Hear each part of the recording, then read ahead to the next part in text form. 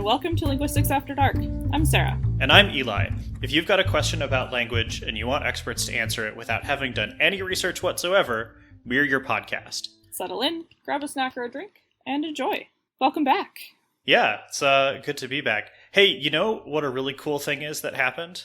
What? We got a confirmation that we actually have international listeners. That is a really cool thing that happened. We have at least one listener in the Dominican Republic by the name of Carlos. Thank you for reaching out and telling us that you enjoy our show so much. That was really fun. Anybody else, feel free to hit us up on Instagram, Twitter, wherever. Yeah. We also have a letter from a listener talking about one of our questions from episode 5. Sarah, do you want to get into the mailbag? Yeah, let's do that. So this email is from Gavrilo Stanojevic.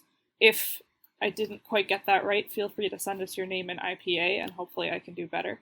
Anybody else, feel free also to send us mail or comments and sign your name and IPA so we can read it out correctly on air. So Gavrilo sent us a note about our discussion on Bahuvrihi compounds and compounding in general. And the letter goes like this. I was listening to your latest episode, and your remark about agglutination being primarily about leaving out spaces in compounds struck me as odd.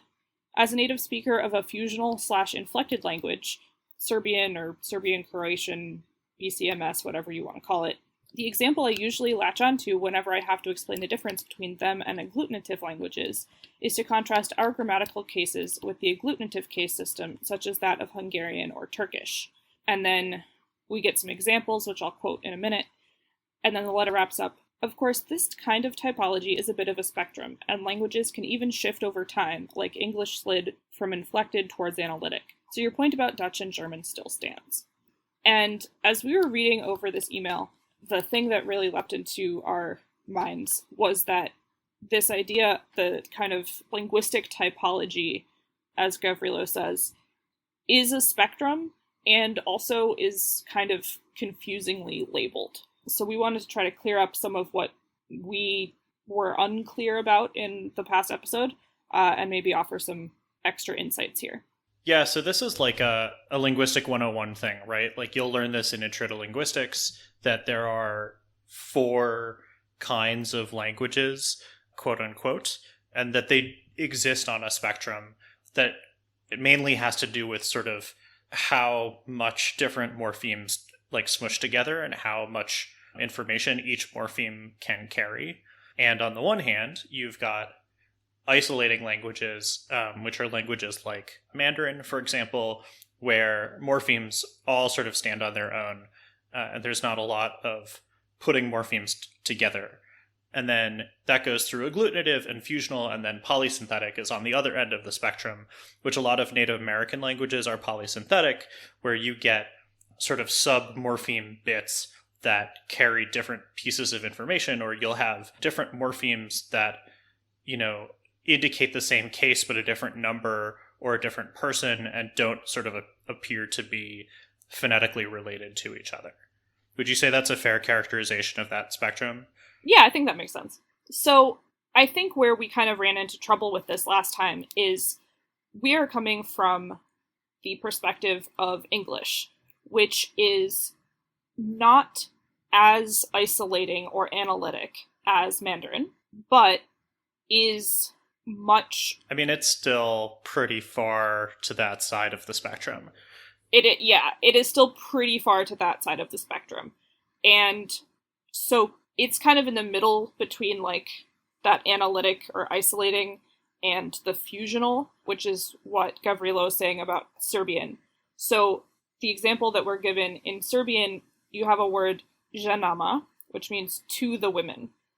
And the root of the word is žen, and then ama is the suffix, and that suffix contains the information that the word is feminine, the word is plural, and it is dative, so something's being given to the women.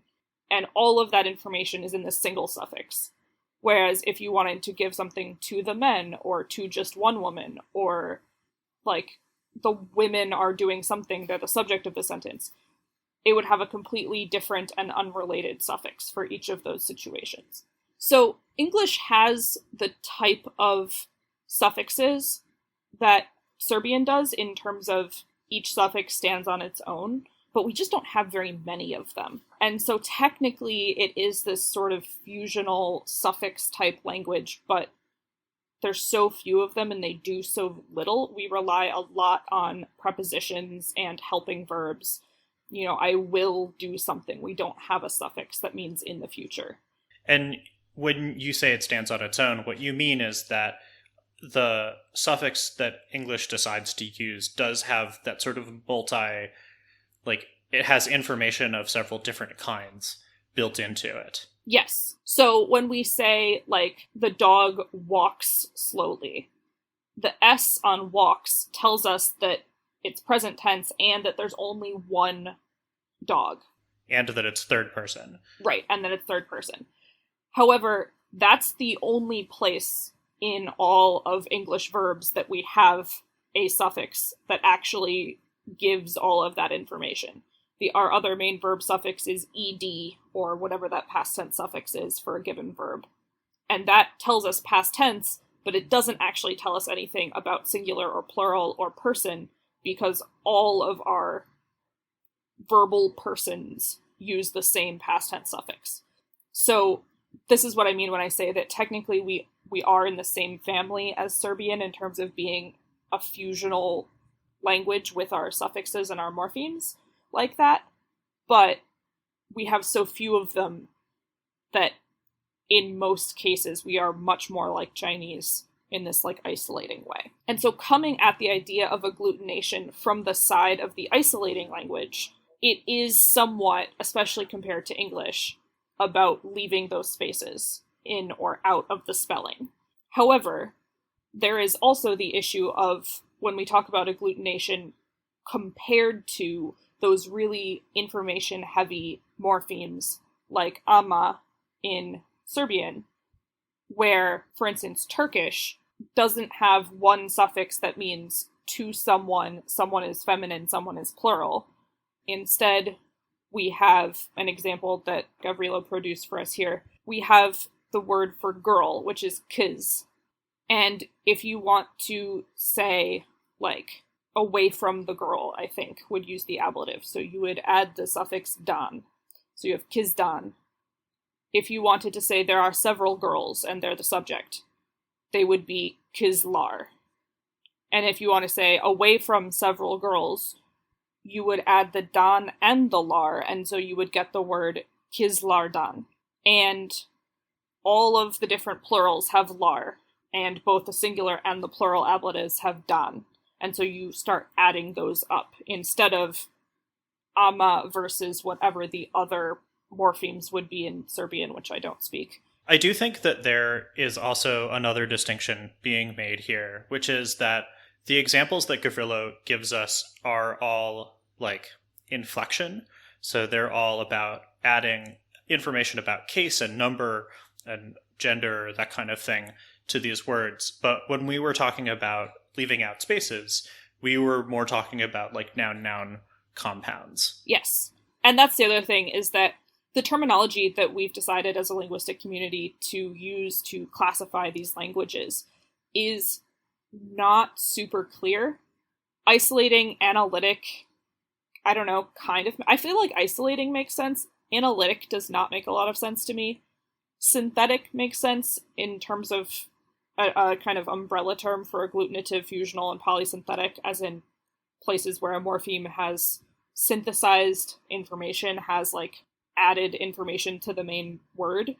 But fusion of what? Agglutination of what? Like, we can use it to mean individual morphemes or words, and those have really different meanings.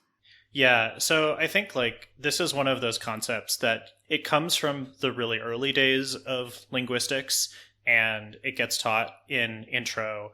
And the thing is that it is purely a descriptive framework. It doesn't predict anything.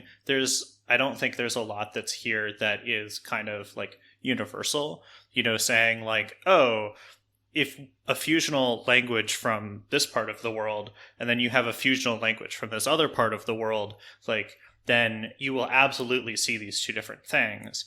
It's sort of like a very broad stroke kind of framework. And I think one of the things that you were getting at is like, when you get right down to it, it's like not actually useful for anything other than like a really top level description of a language.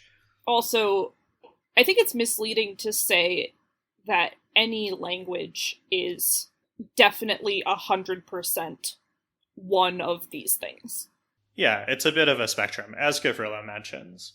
Right. What has kind of just occurred to me is that we kept using German as our go-to example of agglutination on episode 5. And it is agglutinative in terms of noun, noun, noun compounds, or even throw some verbs in there. But in terms of compound words and phrases, it gets very agglutinative. However, I am fairly certain, and I didn't research this, so feel free to write us in and... I mean, that's the show. We don't do research. But feel free to write us in and correct me if I'm wrong, but I'm fairly certain that in terms of case morphology on nouns, as in the examples that Gavrilo provided, German is actually much more fusional and much more similar to Serbian. And so it can be fusional in its morphology and agglutinative in its syntax, almost. And if we are unclear about which one we're talking about, it's definitely easy to get confused. So, yeah, I mean, this was a really good thing to point out, and I think it lets us go back to that compounding and inflectional discussion with a little bit more specificity. Yeah. But I think it also is like, Linguistics After Dark is not a replacement for a 4-year course in linguistics. Also that, yes. Anyway, that was fun, and thank you for writing in, Gavrilo. I think you are keeping us on our toes and making us think about making sure that the metaphors that we are giving are good metaphors. Yeah, and we love hearing from you guys and knowing what you think and knowing that there are people listening. So that was a really exciting message to get. Eli, do you want to take us into the language thing of the day? I would love to teach you all the language thing of the day. Today's language thing is the comparative method, and the comparative method is very cool. It's one of those things that, like, you didn't know that it had a name, but it does. And it is a central tool that historical linguists use to determine which languages are related to each other and figure out, like, when language change happened and to reconstruct, like, what proto-languages sounded like.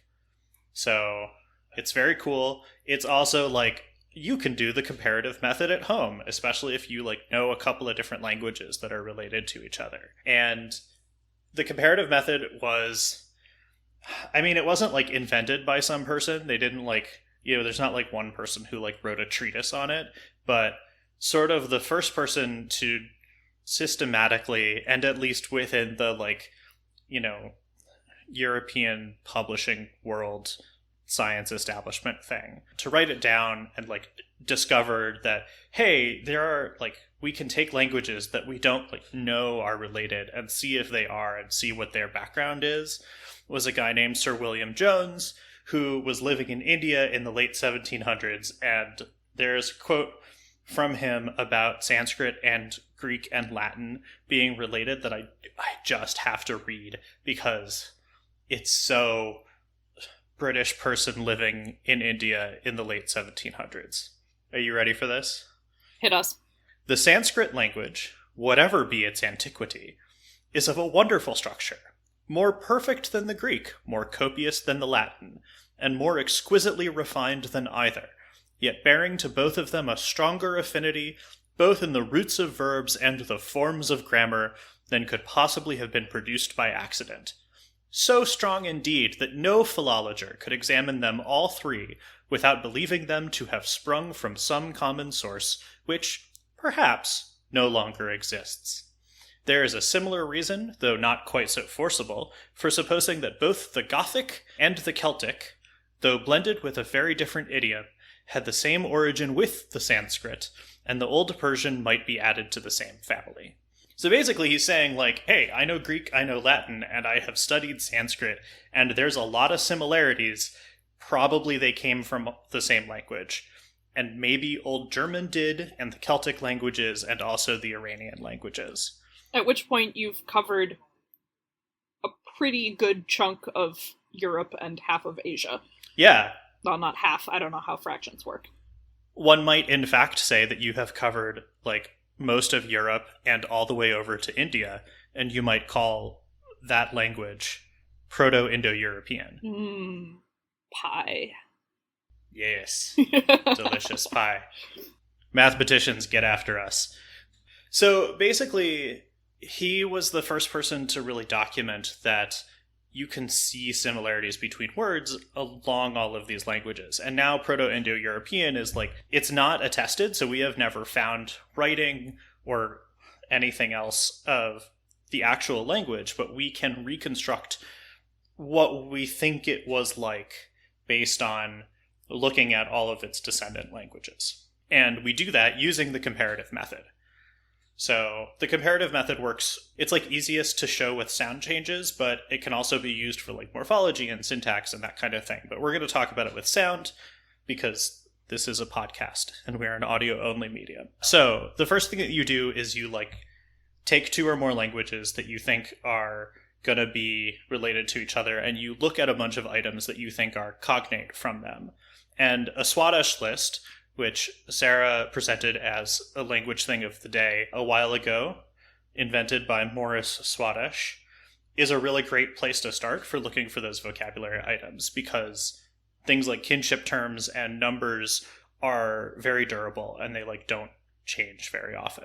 And then you line them up according to like their features and how similar they are, and you sort of play with them, and you like look and you think about it, and you like, I don't know, maybe go like have a drink and sleep on it. And then eventually you may discover that there's a systematic difference that happens from one language to another, right? And it might only happen in a certain phonetic environment or that kind of thing, but like you'll say like, oh, like I'm looking here and like in one language all of the vowels are high, but in this other language all of the vowels are low, and it looks like every time that there's a front high vowel in this first language, there's a front low vowel in this second language. And so then you like figure out what the change is and you test it on other data, and then like this is also a really great place to bring in other languages that you think are in the same family, because they either will have broken off after the change, in which case they'll have the change as well, or they'll have broken off before the change, in which case they will preserve the old form. And then you can like take that and have some background knowledge about what kinds of sound changes are more common. And then you can take that and based on like what kinds of sound changes or syntax changes are more common than not, you theorize what the original language actually did, right? So if you have those high vowels and those low vowels, you can kind of try to figure out whether the original language had high vowels and the low vowel ones are the ones that changed, or the other way around. There's also like some stuff, so if you have really strong evidence that like p and t are in the old language, then if you have to choose between k and g, you're probably going to choose k, because it would be weird for a language to have p and t, which are unvoiced, and then suddenly have a voiced stop just kind of hanging out. It's not unheard of, but like, again, this is guessing with evidence is what this is. Oh, and the last step is to publish your paper, basically. Sarah, I am going to ask you to name an example of the comparative method. I know there are other ones, but like the only one anybody ever cares about seems to be Grimm's Law. Yeah, I know. I tried really hard to find good word lists for other sound changes, and just Grimm's Law is the one. It's the only one that anyone cares about. And of course, Grimm's Law, as everyone knows, is named for its discoverer, Rasmus Rask. Totally. Did he also write the fairy tales? No, I don't think that he did. No, so the Grimm of Grimm's Law is Jakob Grimm, who was one of the Grimm brothers who did the fairy tales, but he expanded on the work of a guy named Rasmus Rask. And so sometimes Grimm's Law is known as Rask's Rule, which is way better. It is. So Grimm's Law actually is 3 related sound changes, and it has to do with a split that happened in the languages that are descended from Proto-Indo-European. And Proto-Indo-European is not sort of the only proto-language. There's a whole bunch of them. But we're going to talk about Proto-Indo-European because data is not good for a lot of these other proto-languages because they require more study, and that's a different podcast. So if you look at the split, this is actually a place where the Germanic languages, Proto-Germanic, and then all of its descendants, German, English, Dutch, a bunch of the Nordic languages, split off from the rest of the Indo-European pack. And so this is a sound change that happened in all those Germanic languages, and we could see it in English and in German. And we can see the thing that didn't happen in Latin and Greek and Sanskrit and a bunch of other Indo-European languages. We're going to mostly use Latin on the one side and then English on the other, because we want you all to be listening and participate in this, but it's pretty easy to find other examples in other languages. So, of course, Sarah, can you give me the world's most common example of Grimm's Law? So in Latin we have pater, Pater, and then in Old German we get Vater, and then in English we get father. Hence, Yay! Everybody's favorite Star Wars character, Darth Vader, the Dark Father. Sneaky, sneaky dad character dressed all in black. Yeah, sorry if we just spoiled Star Wars for you, but that's what you get for studying linguistics. So that's the example that everybody trots out, but Grimm's Law is more than just P to F, although there's a bunch of examples, right? So you have pes, which means foot in Latin, and you P to F, pes to foot.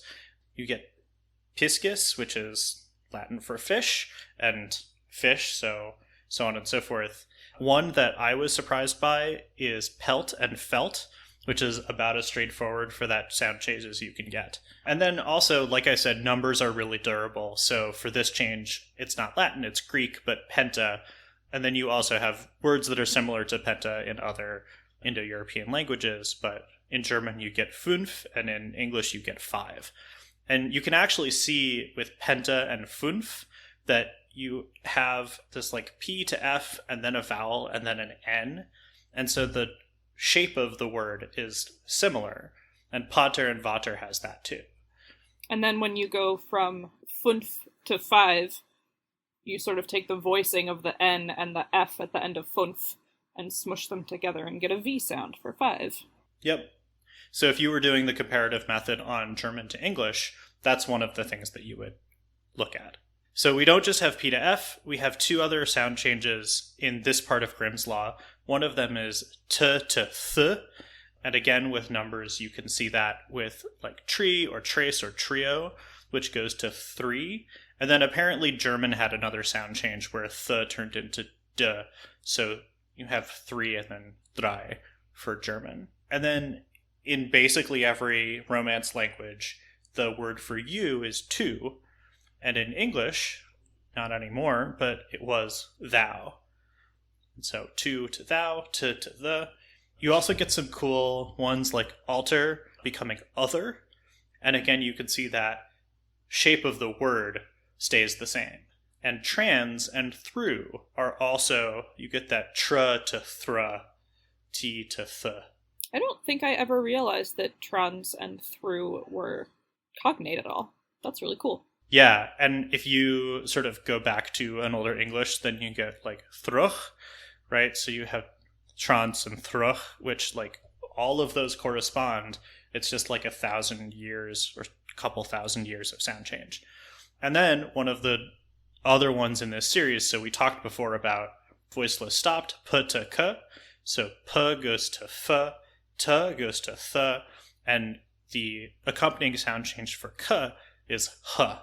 So that is where hound comes from. In Latin, the word for dog is canem. Right. So canem to hound, you can see that there is that k vowel n, and then turns into h vowel n. And that one is also really interesting because you can see in different Indo-European languages in general, and also specifically in the development of Latin into the modern Romance languages, canem is the accusative form. So in the example from the email earlier, we were talking about the different cases that nouns can have. And so that M is one of those informational morphemes. But in the development of the later Romance languages, a lot of them became more analytic, more isolating, and less fusional. And so they rely more, like English does, on prepositions instead of morphemes like that. And some of the Romance languages developed their vocabulary out of this accusative form with the M in it, and some of them developed their vocabulary out of the nominative or the subject form that would have a different ending. And so that is another reason why you might see words that don't appear to be super cognate, and then when you do this comparative thing, you can notice that, like, a lot of the Spanish words kept the M version. So, like, the word for who in Spanish is quien, and has that N still on the end.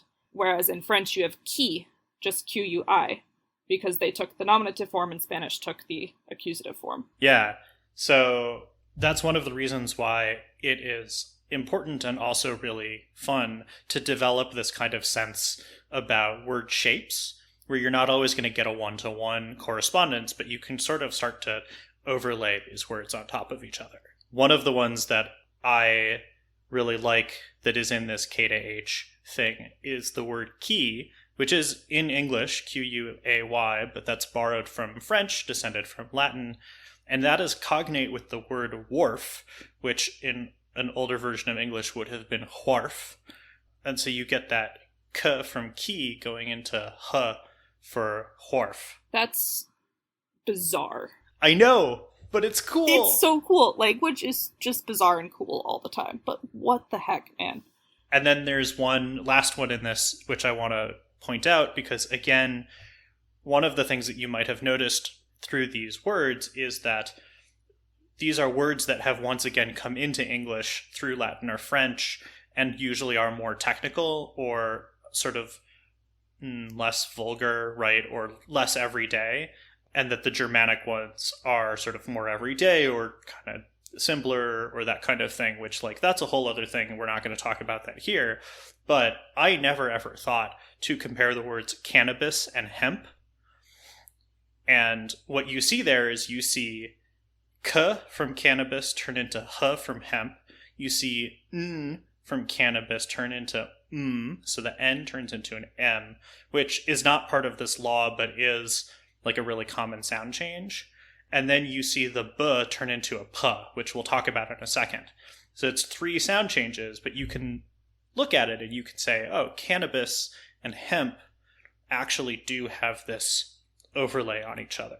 That's super cool. You were talking earlier about quien and ki, and so we've looked at the stops p to k, but Proto-Indo-European also had another stop, which is a palatalized qu, and so something like quod in Latin turned into what in English. They both mean what, and that's, you get that qu to hua.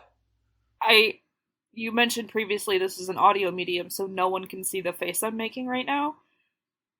But my hands are, like, on the sides of my head, like, holy cow. I'm kind of angry. I never realized that before. I'm, like, so glad that we're getting something new and exciting out of Grimm's Law, because it literally is like, you learned it in the first 2 weeks of historical linguistics, and then you're like, ugh, okay, can we do something more interesting? Because everyone goes to it. But, like, I'm glad, because I'm glad to, like, find some real cool depth in here. Yeah, this is awesome. Summing up a little bit, this is one of the 3 sound changes. I want to give our listeners another set of words and see if they can sort of see what's happening with that set of words. It's the second of 3 sound changes in Grimm's Law.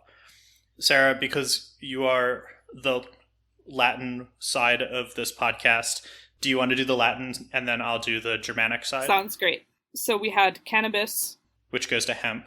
Labia, which goes to lip. Lambere, which means to lick. And that's cognate with lap. And then the next set we have duo, which is cognate with 2, or in German, zwei. Decem, which is cognate with 10 or 10. Dens, which is cognate with tooth. And one thing that I'll say about this is, for duo, you'll see the U in duo and the W in two, and, like, that's an interesting thing to look at. But also, the change from T to Z happened later in German. So you would have originally had something like twy or tain. Cool. And then our last one, we have genu, which is the root of the English word genuflect. Yeah, which is cognate with ni, which has a silent K, which used to not be silent and was kni. And then granum, which is cognate with corn, which is an Old English word for grain. Fun fact, in Latin textbooks still, a lot of the ones that originated in Europe will define all kinds of words that just mean grain as corn. And there's still a lot of confusion, even in basically modern English, over older English phrases where corn refers to any kind of grain. Whereas in America, corn is very specifically this type of American maize food. Yeah, I guess that's a very Americocentric thing to have that note that it used to mean grain, because there are places on the British Isles where it does still mean just sort of any kind of cereal or grain. Yeah. All right, so we have the cannabis, hemp, labia, lip, lambara, lap. So, obviously you can go look up what happens with these words. Look for Grimm's Law, spelled like the fairy tale people. Or just think about it, see if you can figure it out, and feel free to send us a message if you figure it out or if you have a question. We would love to hear your thoughts. Yeah, I mean, one of the things that we've sort of discussed is seeing if there's a way that we could, like, do an audio worksheet. I think this is probably as close as we're going to get. Yeah. All right, shall we move on to some real language questions submitted by real listeners? Let's do it. Cool. If you want to send us a question, email it in text to questions@linguisticsafterdark.com, or send us an audio recording of you speaking your question aloud, which is especially handy for phonology and accent questions, and also will be very interesting if you try to pronounce Proto-Indo-European. Yes. All right, so our friend Gavrilo from earlier also included a question in the email that we got, and the question goes, John McWhorter has been under fire for a lot of things he's said, some of which haven't got a lot to do with linguistics. But how do you feel about his analysis of English as a creole, or a once creole? You know, John McWhorter is an interesting figure in linguistics, and I kind of think that he is the Neil deGrasse Tyson of linguistics.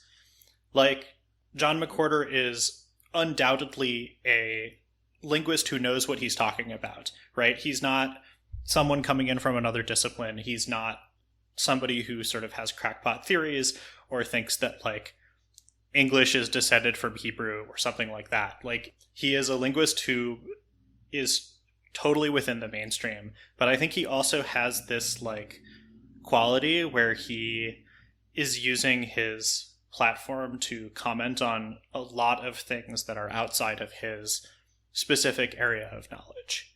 I will admit, I personally try to stay out of the which linguist are we canceling today discourse, because I don't have the energy for it a lot of the time. I mean, it's always Chomsky, right? It's always Chomsky, except when it isn't, and then it's, why is this person worse than Chomsky? No one's worse than Chomsky, and it's just a whole thing. Yeah, that's fair. I will admit that I haven't dug deeply into his analysis of English as a creole, but it sounds like it's a hot take that's meant to make people kind of realize that creoles are not, like, second-class languages, basically. I don't think that I agree with it personally. Like, I can see where the analysis comes from, but I think that it's sort of, if English is going to be a creole, then we have to slightly redefine what creoles are. Yeah. Because, so basically, a creole is what happens when you have a pidgin, which is P-I-D-G-I-N, it's trading language, that is not actually a language, it's like a set of lexical items that two different groups of people use to communicate. But when those people have kids, and those kids grow up in the environment speaking the pidgin, their linguistic apparatus fills in all the gaps, and they become a speaking community with an actual structured language, and that type of language is called a creole. And that is why I don't think that English is a true creole, is because it did not evolve out of a pidgin. At least, I have not read any scholarship that indicates that English evolved out of a pidgin. Yeah. On the other hand, I like your interpretation of it as a hot take explaining why creoles are, in their own right, valid languages.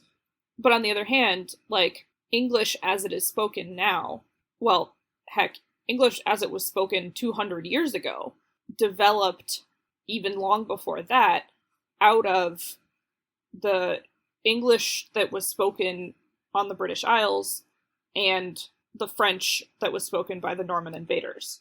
And that's not a trading language per se. We don't have evidence of that pidgin, but we do have this way in which English was just changed in a way that it's never gone back from that contact with French. In a way that, I'm sure the French and the English people near each other had a trading relationship and had ways of communicating, but once the Norman invasion happened, English evolved in a completely new way. And that still has effects on the English that we speak now, let alone all of the other words and bits of syntax that English tends to pick up. I do wonder if McWhorter's analysis does anything with languages like Yiddish or Ladino, because one of the things I was thinking about while answering this question is the way that English is kind of unusual. It's very unusual in the world, where you have sort of a fully fledged language that then conquering force came in with a totally different language, and the language was not, like, usually when that happens, the existing language almost always, like, it gets stamped out or it gets repressed or that kind of thing. You don't very often get this, like, fusion of the two languages, and even when that happens, usually what you get is you get the conquering language incorporates some stuff from the existing language rather than the other way around. At this point, by the way, I want to give a huge plug to the History of English podcast, which is A, great to fall asleep to, but B, is 100 and some odd episodes deep into going step by step along the evolution of English, starting from Old English and Proto-Germanic and even Proto-Indo-European, talking about all of the political forces that shape why English was the language that came out on top after the Norman invasion. So anyway, English's situation is really weird, and the closest thing that I can think of is a language like Yiddish or Ladino, where you have two languages that are not really related to each other. I mean, English and French are related, but they're distant cousins, basically. With Yiddish, you have German and Hebrew, which are not related, fusing into a different language. And I don't think that I would call Yiddish a creole, and I don't think that I would call Ladino a creole, unless, again, you expand the definition of creole to not have to have come from a pidgin, and instead talking more about being a language that evolves out of the interface of two different languages. Yeah. Ladino is Hebrew and Spanish? Yes. There's a number of languages around the Mediterranean that are traditionally spoken in Jewish communities that are Hebrew, along with whatever language is sort of commonly spoken in that area. That makes sense. Yeah. That's a really interesting question. And I guess the real question is, like, what's a creole? Yeah, what's a creole? What's a pidgin? Like, does it count if, as a kid, I grow up in a place where I'm hearing both Hebrew and German being spoken, and my parents understand and maybe even speak both of those languages separately, but me and all of my friends start mixing them together, and then that evolves, even if it's not a complete trading language situation. Yeah, like, I guess you get questions like Spanglish and Singlish, like, are those creoles? Yeah. Or are they pidgins, or are they their own thing? And if so, we should give that category a name. So I guess my final answer to this is, like, it's a hot take, but it's not a hot take without merit. And actually, there might be some use out of expanding the definition of Creole, or making Creole have a couple of subcategories to include some of these languages that are fusions of two different, for all intents and purposes, unrelated languages. Yeah.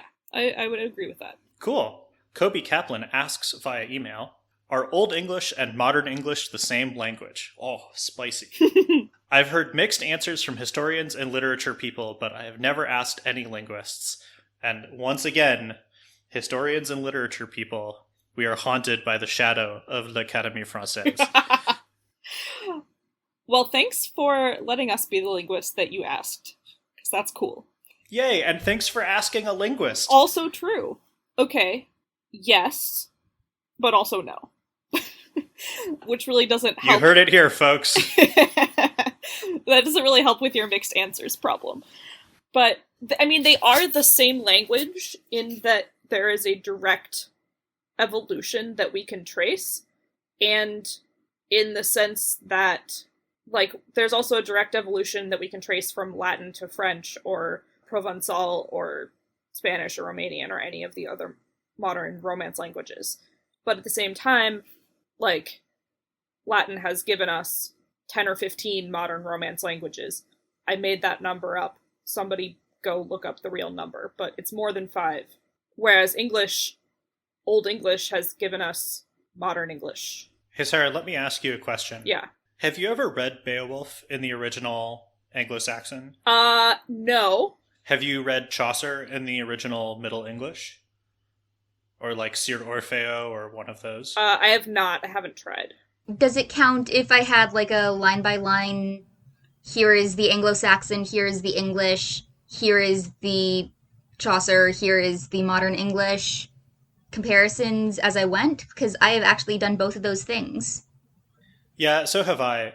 The point that I'm getting at is that if you look at a language like Icelandic, you have the sagas, which were written about 1,000, well, closer to 800 years ago. We are not a saga podcast. Saga Thing is a great saga podcast. If you want to learn about the sagas, go listen to Saga Thing. Apparently this is the podcast recommendation episode. I mean, hasn't every other episode been the Lingthusiasm recommendation episode? I feel like it's okay to switch it up. I guess that's true.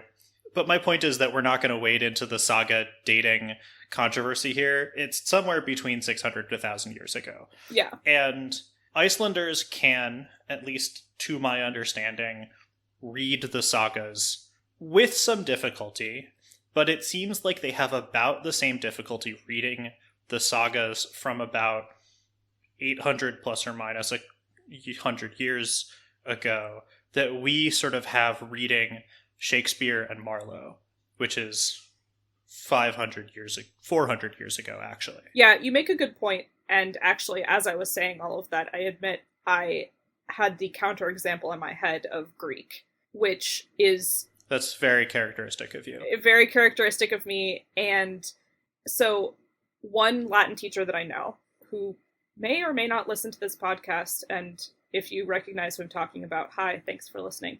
But he is Greek. He's a first or maybe second generation Greek American, speaks modern Greek completely fluently.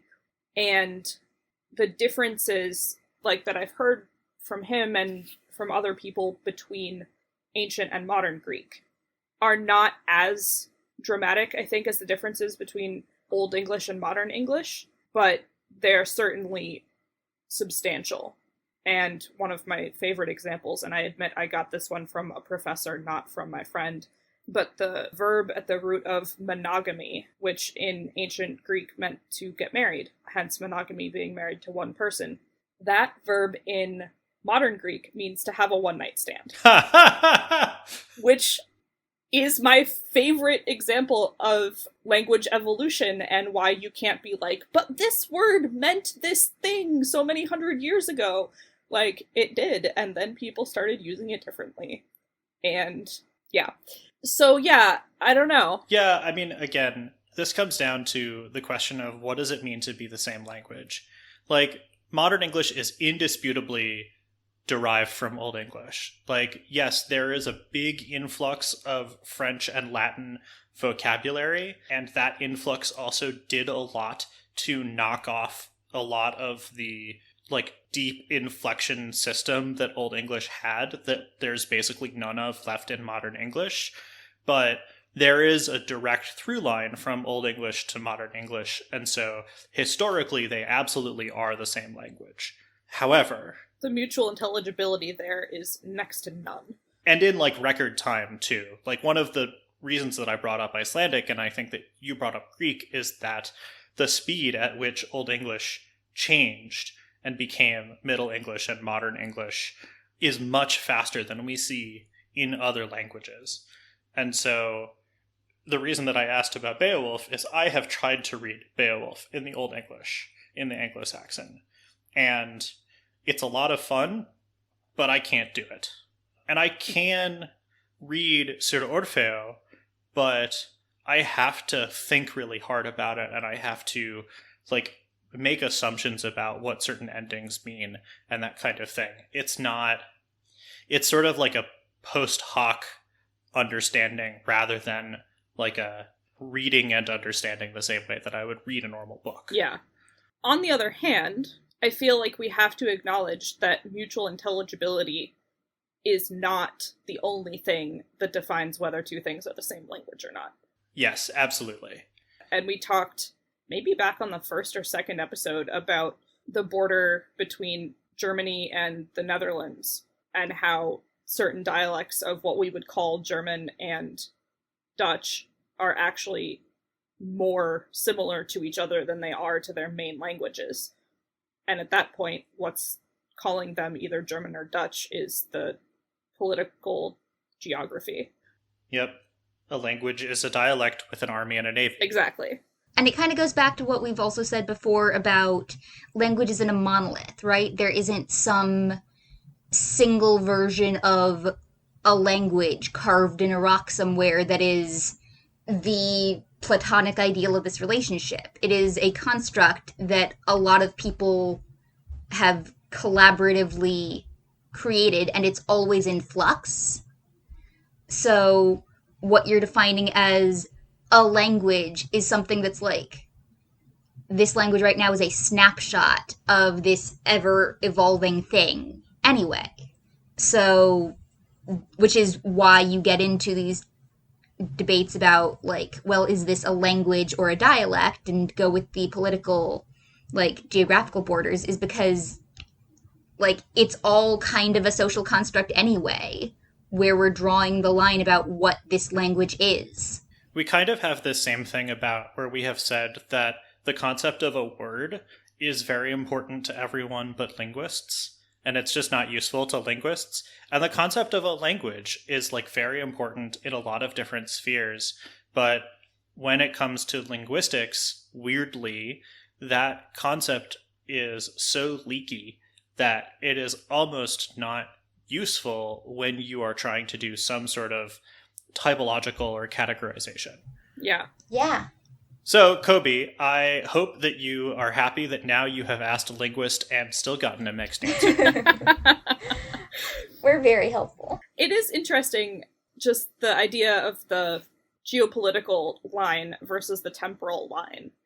Like, oh, yeah. It's the same thing. And again, part of the reason why I say, Latin and Spanish are definitely different languages is because geopolitically, over time, Latin has turned into 10 or 15 or however many modern languages, whereas English and Greek have, over a quite long period of time, turned into English and Greek. And yet, you could still draw lines somewhere and say, okay, yeah, these are related, but they are separate languages rather than being temporal dialects, if you will.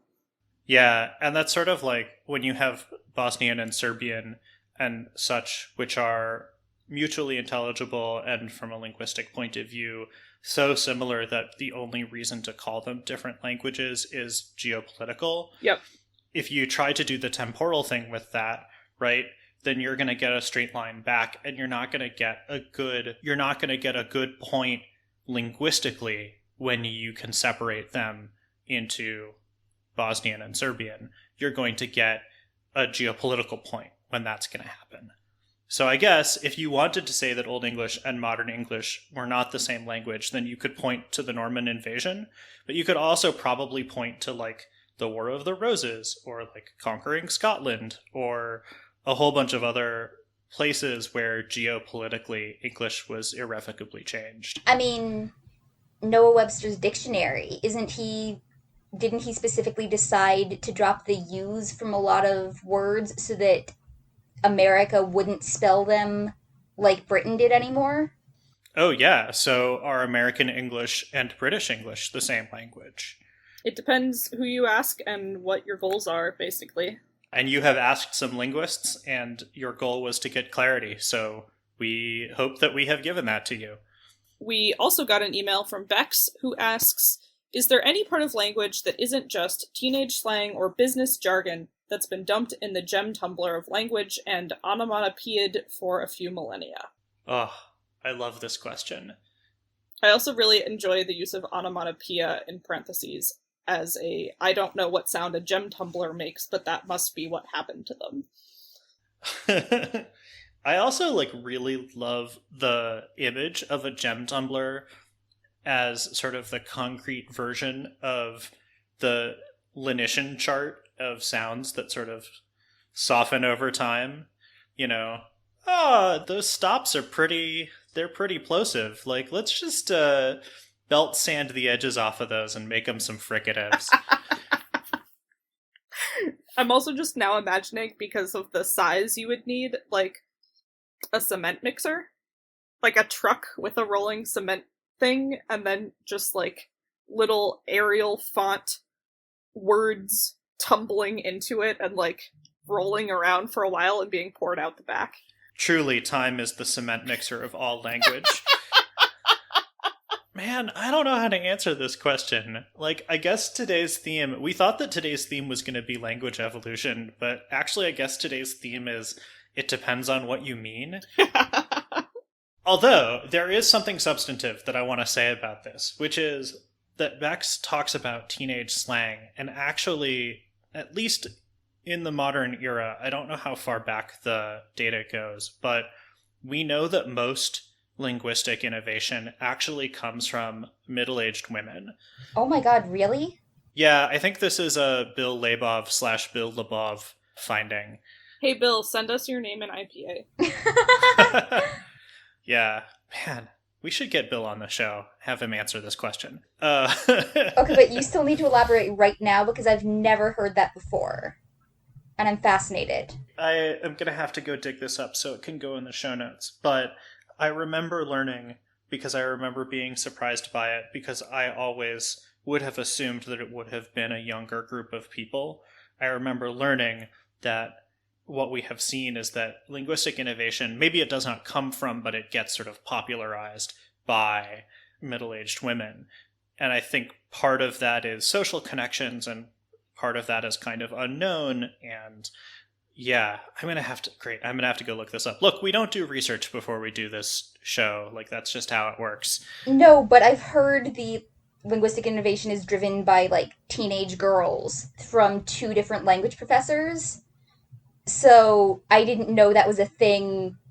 There was research for me to do on it anyway, and I'm fascinated. Yeah, I mean, there is also documented evidence for teenage girls being linguistic innovators and having stuff that sticks and so on. I don't want to disregard that research, because I have also heard that. But that's also, I think, more widely known, or I've seen more non-linguistic people talking about it in recent years. Yeah, I mean, of course, because it's a pushback against the idea that teenage girls don't know how to speak and they're lazy and yada, yada, yada, which of course is not true. The other interesting thing on that topic, though, is that I would be curious to compare those data sets. When we say that middle-aged women have the highest rate of linguistic innovation, or whatever it was, what does that mean necessarily? Because the thing about teenagers is that I believe there's also evidence that in your teenage years is the point at which your accent and idiolect and things tend to either change from where you grew up or basically just solidify. Because as a young child, even though you might play with and interact with other kids, that still the majority of your social input is being filtered through your parents or directed by the adults in your life in some way. And you might be spending more time with your family or your extended family and having a more isolated linguistic experience. And then the older you get, especially once you reach kind of middle school, high school age, you're interacting with more of your peers, you're spending less time with your parents and your family. And there's also that whole identity crisis that starts at that point where you're like, who am I as a person? And consciously or not, a lot of that has to do with how do I speak? How do I sound? What kind of slang do I use? Do I use slang? And so, although obviously the critical period for acquiring sounds and all that is when you're less than a year old, and you're always going to have some level of accent from where you grew up and the dialect that you first spoke and all of that, a lot of the words and a lot of the speech patterns that persist into adulthood, I think, start solidifying in teenagerdom. And so there is also a level of innovation there where we see with kids inventing new words and new slang, and we do know all about that. But I'm also curious when we say, if we are looking at this middle-aged adult woman innovation, like in what ways is that similar or different to the personal innovation of teenager? Well, and is it that, like you said, it might be that they popularize these things. Are they popularizing the linguistic innovations that they were actually innovating as teenage girls? Yeah, as I recall, it's much more on the popularization side than on the actual innovation side. But my recollection is that the innovations that they popularize are current rather than sort of brought up with them. Okay, that was kind of my question. So that's really interesting. Yeah, I don't know. I do want to go back to this question a little bit. And obviously this is like, it's a little bit of bait to be like, is there any part of language that isn't just teenage slang or business jargon, right? To take sort of two of the most derided parts of language. And I think in particular, Bex is getting at vocabulary innovation here. I kind of want to defend business jargon for just a second, which is like, some of it is not comfortable for me. I work in an office and I work with a whole lot of different kinds of people, and I encounter business jargon a lot. And some of it, you know, gets a bad rap for being overused. Some of it gets a bad rap for having another word that could have been used when instead you're like going to derive, you're going to nominalize a verb or verb a noun. And there are parts of business jargon that personally, just to me, are not great. But it's linguistic innovation to fill a gap for a really specific need. And I think the fact that it is jargon is really important. It's intended for use in a really specific circumstance, and it gets the meaning across in a way that would require a lot of circumlocution. And instead you get people who are in that community know exactly what is being said. Right. Jargon isn't inherently a bad or silly category. It is words that like fulfill a specific purpose for a specific group of people. And I think that what happens is that sometimes when people are writing for a wider audience, they forget that they're using that jargon in a community that is not familiar with it or doesn't know it. And obviously it's like very easy to make fun of business people because, I mean, like punching up is great. Everyone should do that. But like, there's nothing inherently evil about, or even sort of different about the kinds of linguistic innovation that's happening with business jargon. It's all sociological, which, like, great, go for it. But don't put a moral value on the words. Take your moral value and put it on the situation. Right. And I mean, that's really the way in which, like, slang and jargon are really the same thing. Exactly the same. Yeah. Yeah. The issue is never, in my opinion, with those words themselves, but when they get, like you said, applied out of context, they either sound ridiculous or they are confusing because some words have a very specific technical meaning and either no meaning or a different meaning in the common vernacular. And if you expect the specific meaning and get a different one to your reader because you forgot that you weren't in that domain anymore, that's when you have that communicative breakdown and also start getting people laughing at you because, oh, you're a business person who's so holed up in the business world, you forgot how real people talk. And like, yeah, great. It's, punch up, and also laughing at people's linguistic, especially vocabulary errors, is a really rich source of comedy, and I don't think anyone begrudges anyone that, but also recognize that it happens with all sorts of other situations as well, and it's not just business jargon. So if you're going to assign a moral value and make a moral judgment on somebody for the words that they use, take a step back and take a look at the actual social situation, and don't use the words as a proxy for the social situation. Yeah. And on the flip side, if someone comes up with the wrong word and it ends up being really funny, assuming they're not completely mortified and you're just like adding insult to injury by laughing at it, go ahead and laugh. I mean, I learned the word chastise in 8th grade because my English teacher asked me if I knew what it meant. It came up in a reading. And I said, yeah, it's when a boat turns over. And she lost it, and I was like, what? And she goes, no, honey, that's capsize. Chastise is like scolding someone. And I was like, oh. And I have never forgotten now either of those words, because she was like, I'm sorry that I started laughing, but also, you just provided me this image of someone, like someone's parent being like, no shoes in the house, tips boat over. Which is such a great image. And I started laughing too, because, like, yeah, I didn't realize that that's what that word was, but it was a funny situation. If you don't stop this, I will turn this boat around, so help me. Mom, we're in the car.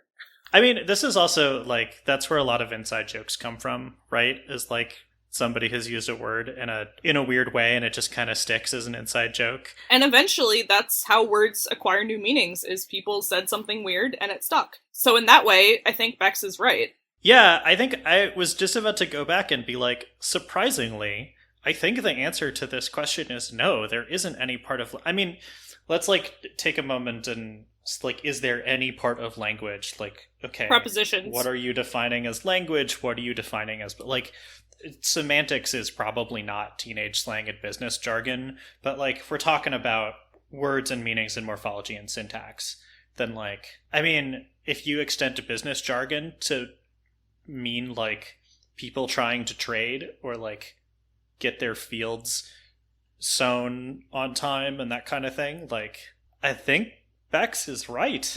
Yeah. I mean, and the other thing that you talk about in linguistics sometimes is the idea of, like, closed or open classes of vocabulary. A really good example of a closed class would be prepositions. I don't know how many there are in English, like 30, 50, but compared to the number of nouns and verbs that are possible, it's a tiny number. And I think there are 50 prepositions in English. Again, define word, because, like, oh gosh, on top of blah blah blah. But anyway, whatever. I'm putting my money on about 50, if not fewer. And until recently, it was definitely taught that pronouns were a closed class. And I think you will understand, or I think it would make sense, why people struggle so much, even the ones who conceptually understand and support the neopronouns that some people use. The reason they are hard for us to learn to use is because pronouns in general are a closed class. They are not a class of words that supports new innovation and coining of new words. So I can be like, this is a wug, this is a schmerz, this is a fliptijuda, and you can be like, yes, that is a fliptijuda, because nouns are open. You can make up any number of nouns or verbs or adjectives that you want. And we struggle. Yeah, but you can't be like, framp is a wug. Right. And you're like, what is framp? And you're like, oh, framp is a pronoun that means a thing that's far away. Right. And so it's interesting that, like, those parts are probably the least slangy and least gem-tumbled of all of the parts of a language because they don't get innovated and they don't change. Like, I bet if you went back to Beowulf, there's a lot that has changed in English since then. But I'm guessing the words for in and on and over and under are pretty darn similar. Maybe not the same, we've had a lot of sound changes, but I bet you could get some of that overlap that Eli was talking about earlier much more easily than you could get with the other parts of vocabulary. I mean, a lot of those members of closed classes go back like thousands of years. Like, you can reconstruct Proto-Indo-European for prepositions and for pronouns that is pretty recognizable. We actually had one of those examples further up, right? With to and thou. And what? Yeah, and in English, the only reason that you wouldn't be able to... Because I do think that with Old English in particular, you might have a little bit of trouble with that, but part of that is lexical substitution. It's not because language evolution got in the way. You take any language other than English, I think your point, which is a point that stands very well, will stand even better in a different language. But outside of that, yeah, I mean, like, just because there is a gap in meaning in a language doesn't mean that a word will come along to fill it. And a specific gap in meaning in a language is not necessarily indicative of the speakers of that language having the ability to, like, make a distinction about that.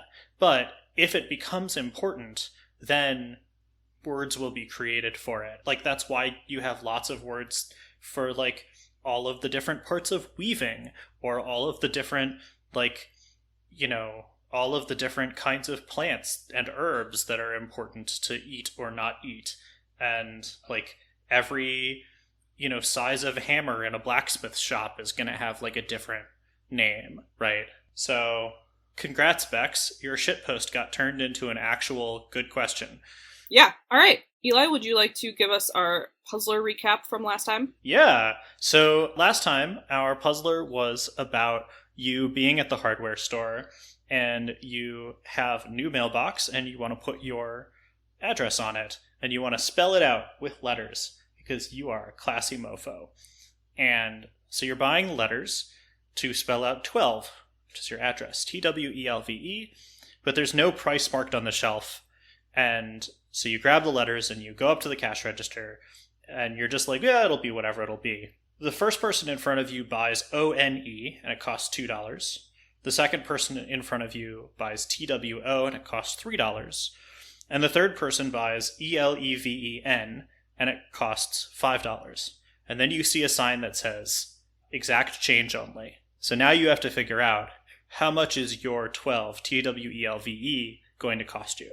And I really like this because it depends on an anagram that I really love, where 2 plus 11 is an anagram of 1 plus 12. That's amazing. It's cool, because they're both 13.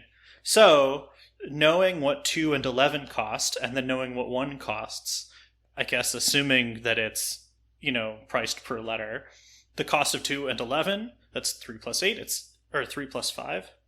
The cost of 2 and 11, that's 3 plus 5, so $8. And then you subtract the cost for 1, which is $2, and you get $6. So 12 will cost you $6. All right. Yeah, if that was your answer, good job. Well done. You know your anagrams. And now we have a new puzzler. Sarah, what is our new puzzler for this episode? So this puzzle comes from an old show, possibly Car Talk, possibly Wait, Don't Tell Me, possibly some other radio show that I listened to once.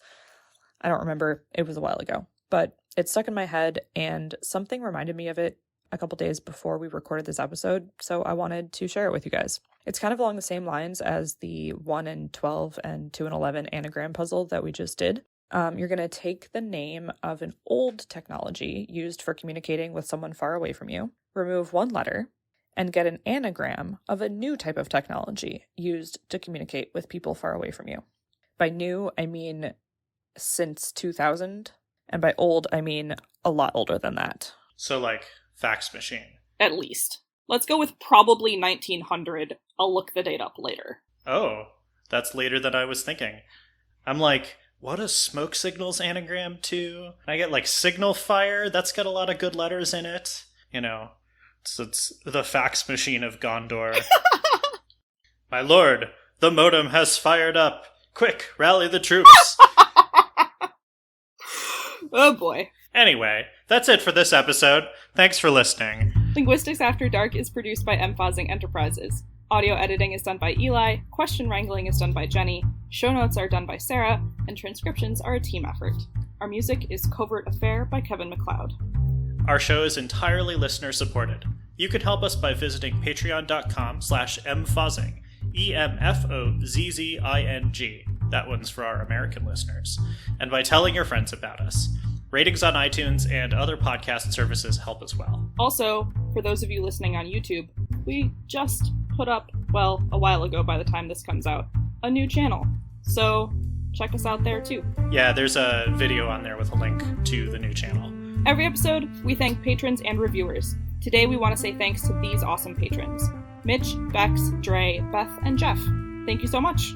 Find all our episodes and show notes online at linguisticsafterdark.com or on all your favorite podcast directories. And send those questions, text or audio, to questions@linguisticsafterdark.com or tweet them to us at LXADpodcast.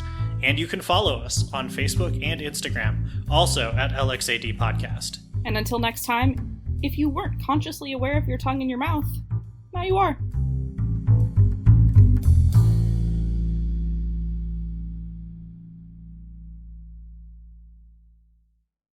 Don't take our advice as linguistic law if you're going to go into the court of linguistics.